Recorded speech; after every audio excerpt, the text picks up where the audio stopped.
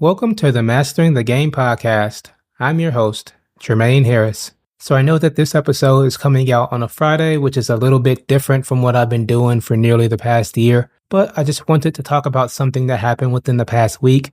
On May 3rd, Sony announced that PC players would have to make a PlayStation Network account if they want to play Helldivers 2. Now this is ridiculous for two reasons. One, the game had already been out for a few months, so in my eyes, it's kind of a bait and switch because if you bought the game on PC, you would have had no expectation that you would have to make a PlayStation Network profile just to play the game. And second, there are several countries around the world where you can't even make a PlayStation Network account. So if you bought the game on PC, you literally couldn't play it just because Sony decided that you suddenly had to make an account that you couldn't actually create. And if you tried to use a VPN, they could ban you if they found out. Thankfully, Sony did decide to roll that back, but only after a whole lot of people were up in arms about it. If I had to guess, Sony's original rationale behind implementing the PlayStation Network requirement had to do with Sony looking for a way to artificially boost their player count by any means necessary. Regardless of what the actual reason is, they decided to keep things as is.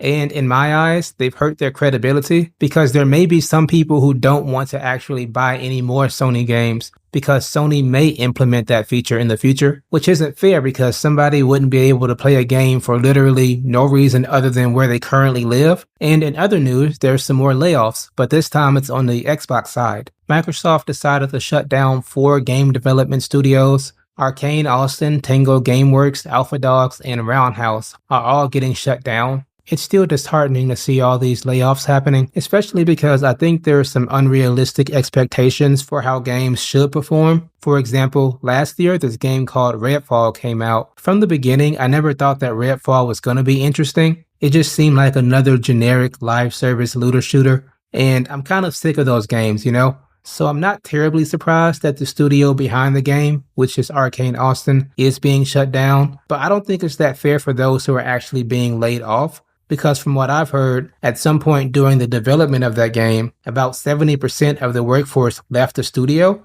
which is really indicative of a bigger problem. If over half of your employees are leaving, there's a problem somewhere. The issue is the money.